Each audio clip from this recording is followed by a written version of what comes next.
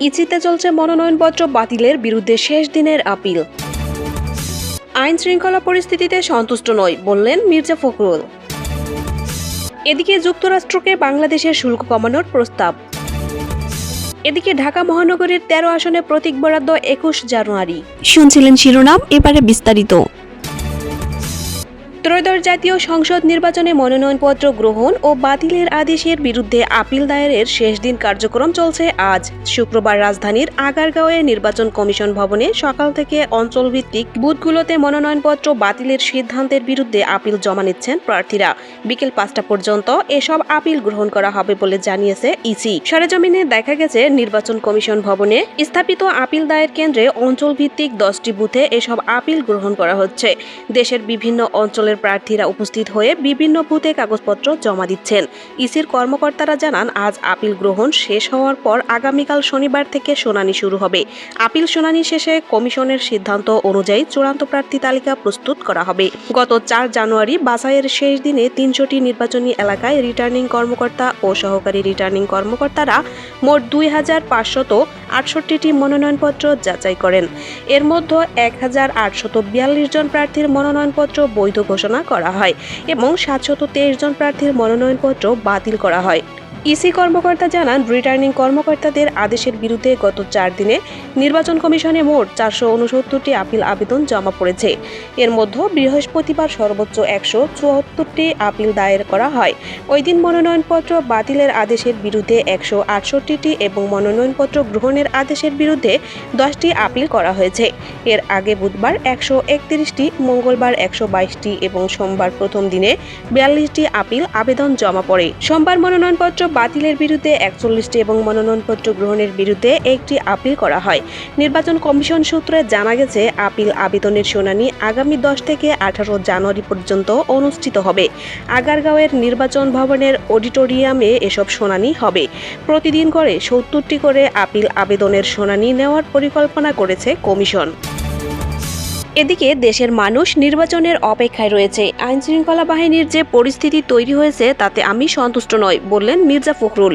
যে হারে রাজনৈতিক নেতৃবৃন্দকে হত্যা করা হচ্ছে, বিশেষ করে আমাদের দলের কয়েকজন নেতাকে খুন করা হয়েছে, আমরা এর তীব্র নিন্দা জানিয়েছি, কিন্তু সরকারের পক্ষ থেকে কোনো ধরনের ব্যবস্থা গ্রহণ করা হয়নি। আমরা আশা করব সরকার এ বিষয়ে আরও দায়িত্বশীল ভূমিকা পালন করবে এবং নির্বাচনের সময় এসব ঘটনা যেন পুনরাবৃত্তি না ঘটে সেজন্য আরও সক্রিয় ভূমিকা নেবে। তিনি বলেন, তারেক রহমান যে সফরটি করছেন সেটি তার ব্যক্তিগত সফরই বলা যায়। তিনি তার নিজের জেলা বগুড়ায় যাবেন, সেখান থেকে রংপুরে জুলাই শহীদ আবু সাইদের কবর জিয়ারত করবেন। এরপর তিনি দিনাজপুরে যাবেন তার নানির কবর জিয়ারত করতে।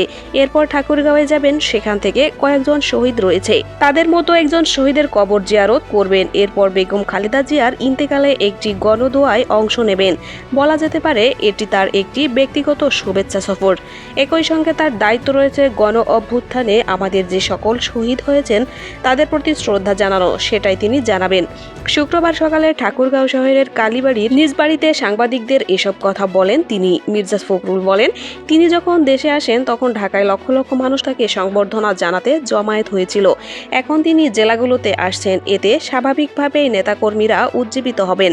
আমাদের অন্যান্য ছাত্র সংগঠনগুলো বিগত ফ্যাসিস্ট সরকারের আমলে বিশ্ববিদ্যালয়গুলোতে কাজ করার সুযোগ পায়নি এবং বিশেষ করে আমাদের ছাত্রদলকে সেখানে ঢুকতেই দেওয়া হয়নি, যার ফলে বিশ্ববিদ্যালয়গুলোতে ছাত্র সংগঠনগুলো তাদের সাংগঠনিক কার্যক্রম পরিচালনা করতে পারেনি। আর যে বিষয়টি আমি জোর দিয়ে বলতে চাই, বিশ্ববিদ্যালয়ের নির্বাচন জাতীয় নির্বাচনে কখনোই কোনোদিন প্রভাব ফেলেনি, আশা করি এবারও ফেলবে না। তিনি আরো বলেন, আপনারা জানেন গণভোটে আমরা নিজেরাই একই দিনে গণভোট এবং জাতীয় সংসদ নির্বাচন চেয়েছিলাম, সেভাবেই রয়েছে। আর সংস্কারগুলো তো আমার আপনার বহু আগের থেকেই দাবি। ২০১৬ ও ২০২৩ সালে ৩১ দফার মাধ্যমে আমরা জাতির সামনে প্রস্তাব তুলে ধরেছিলাম। সুতরাং সংস্কার একটি চলমান প্রক্রিয়া, সেখানে না বলার কোনো কারণ দেখছি না। এদিকে মার্কিন বাণিজ্য প্রতিনিধি রাষ্ট্রদূত জেমিসন গ্রিয়াসের সঙ্গে সাক্ষাৎ করেছেন জাতীয় নিরাপত্তা উপদেষ্টা ডক্টর খলিলুর রহমান। তিনি ইউএসটিআই সহকারী ব্র্যান্ডন লিঞ্চের সঙ্গেও একটি পৃথক বৈঠক করেছেন। বৃহস্পতিবার বিকেলে ওয়াশিংটন ডিসিতে তারা সাক্ষাৎ করেছেন। আজ শুক্রবার সকালে প্রধান উপদেষ্টার প্রেস উইং এর বার্তায় বিষয়টি জানিয়েছেন। ডক্টর খলিলুর রহমান সাক্ষাৎকালে জেমিসন গ্রিয়াসকে বাংলাদেশ ও মার্কিন যুক্তরাষ্ট্রের মধ্যে বাণিজ্য ঘাটতি হ্রাসের অগ্রগতি সম্পর্কে অবহিত করেছেন। করেছেন। তিনি বলেন, পারস্পরিক বাণিজ্য চুক্তির আনুষ্ঠানিক বাস্তবায়নের আগেই বাংলাদেশ যুক্তরাষ্ট্র থেকে আমদানি উল্লেখযোগ্য হারে বাড়িয়ে বাণিজ্য ঘাটতি হ্রাসে বড় ধরনের অগ্রগতি অর্জন করেছে। এরই সঙ্গে চুক্তির বেশ কিছু গুরুত্বপূর্ণ দিক ইতোমধ্যে বাস্তবায়ন করা হয়েছে। খলিলুর রহমান ইউএসটিআরকে বর্তমানে 20% থেকে পারস্পরিক শুল্ক কমানোর প্রস্তাব দিয়েছে।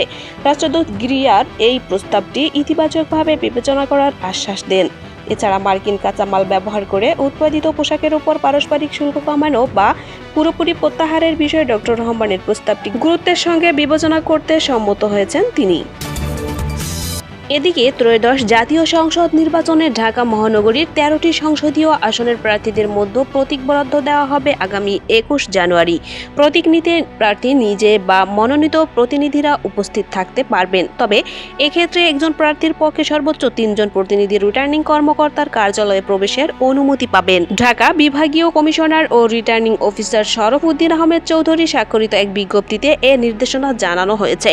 বিজ্ঞপ্তিতে বলা হয়েছে, ঢাকা মহানগরীর 13টি সংসদীয় আসনে প্রতীক বরাদ্দের আনুষ্ঠানিক কার্যক্রম অনুষ্ঠিত হবে 21 জানুয়ারি। প্রতীক বিতরণ হবে ঢাকা বিভাগীয় কমিশনার ও রিটার্নিং কর্মকর্তার কার্যালয়, সেগুনবাগিচা, ঢাকায় অবস্থিত সংশ্লিষ্ট রিটার্নিং অফিসারের সভাকক্ষে।